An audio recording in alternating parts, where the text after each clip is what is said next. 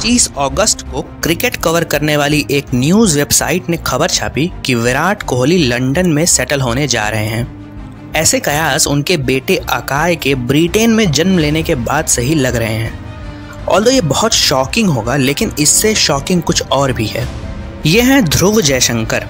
ये US based observer research foundation के executive director हैं और ये हमारे विदेश मंत्री एस जयशंकर के बेटे हैं।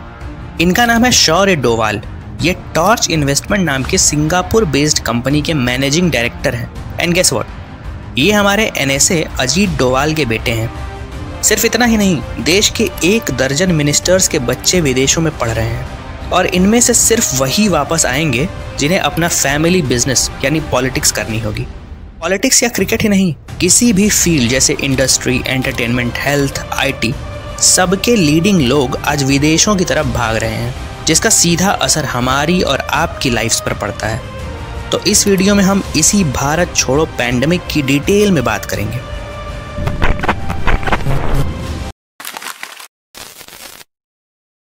जब भी कोई पढ़ा लिखा या हाईली स्किल्ड इंडिविजुअल माइग्रेट करके दूसरी जगह चला जाए तो इसे ब्रेन ड्रेन कहते हैं। ईयर 1963 में द रॉयल सोसाइटी ने पहली बार ब्रेन ड्रेन शब्द का यूज किया, क्योंकि उस समय यूके के अमीर लोग लैंड ऑफ अपॉर्चुनिटीज कहे वाले अमेरिका की तरफ मूव कर रहे थे। लेकिन आज के टाइम पर हम भारत को लैंड ऑफ अपॉर्चुनिटीज के रूप में प्रोजेक्ट कर रहे हैं, फिर भी लोग यहाँ से जा रहे हैं। ऐसे लोगों को हम पर्पस और डेस्टिनेशन के बेस पर 3 कैटेगरीज में डिवाइड कर सकते हैं। पहले HNWIs यानी हाई नेटवर्थ इंडिविजुअल्स, जिनके पास कम से कम 8.5 करोड़ रुपए लिक्विड हो। ऐसे लोग ज़्यादातर UAE, US, सिंगापुर और ऑस्ट्रेलिया जाना पसंद करते हैं। फॉर एग्जाम्पल, दुबई के टॉप 100 स्टार्टअप्स में 300 स्टार्टअप इंडियंस के हैं। ग्लोबल यूनिकॉर्न इंडेक्स की 2024 की रिपोर्ट के अनुसार इंडियंस ने इंडिया के बाहर 109 यूनिकॉर्न्स खड़े किए, जबकि इंडिया के भीतर सिर्फ 67। लेकिन इससे ज़्यादा कंसर्निंग है दूसरी category, students. Ministry of external affairs की एक रिपोर्ट के अनुसार 2022 में 13,24,954 स्टूडेंट्स अब्रॉड में पढ़ रहे हैं, जिसमें US, कनाडा, UAE और ऑस्ट्रेलिया टॉप डेस्टिनेशंस हैं। एक एस्टिमेट के अनुसार 2025 में ये नंबर 20 लाख से ज़्यादा हो जाएगा। अब तुम्हें लग रहा होगा कि ये तो अच्छी बात है, और है भी, लेकिन किसके लिए? एक दूसरे एस्टिमेट के अनुसार ये लोग $70 बिलियन का रेवेन्यू खर्च करते हैं। वहीं दूसरी तरफ भारत आने वाले फॉरेनर स्टूडेंट्स का नंबर तेजी से घट रहा है। तीसरा बड़ा ग्रुप है अनस्किल्ड और सेमी स्किल्ड लेबरर्स का, जो वेज गैप के कारण माइग्रेट करते हैं। हिस्टोरिकली इंडिया से labourers Fiji, West Indies, even China जाते थे, लेकिन आज के टाइम में ये मोस्टली गल्फ कंट्रीज़ और वेस्टर्न देशों की तरफ जाते हैं। कनाडा और दुबई इनकी फेवरेट डेस्टिनेशंस हैं, और ये लोग इन देशों में सबसे ज़्यादा वल्नरेबल कैटेगरी भी हैं। अब क्वेश्चन अराइज होता है कि इसके रीजंस क्या हैं, और क्या ये सिर्फ बुरे ही हैं या इसके कुछ पॉजिटिव्स भी हैं? और हाँ हैं, वीडियो लास्ट तक देखना, समझाता हूँ।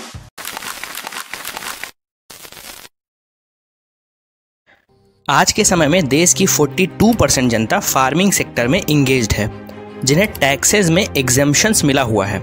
अब ये कितना ठीक या कितना गलत है ये तुम मुझे कमेंट्स में बताओ। लेकिन सैलरीड क्लास के इनकम टैक्सेस 3 लाख से ही शुरू हो जाते हैं। 5% इनकम टैक्स, 15 लाख की ईयरली इनकम पर 30% टैक्सेस हैं।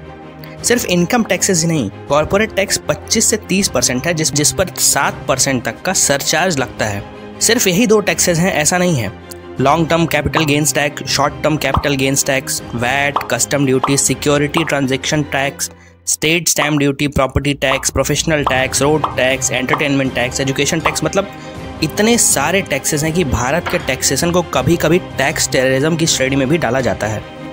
अगर सिर्फ टैक्सेस हाई हो तो चल सकता है, लेकिन कोविड-19 के बाद बहुत सारी कंपनीज चाइना का ऑल्टरनेट ऑप्शन तलाश रही थी, और इन कंपनीज के लिए UAE और सिंगापुर बेटर ऑप्शंस बनकर उभरे। इवन वियतनाम भी भारत से कम्पीट कर रहा था। इंडियन कंपनीज भी UAE और सिंगापुर जैसे कंट्रीज में रजिस्टर्ड है। इसका मेन रीजन है रेगुलेटरी अनसर्टेनिटीज।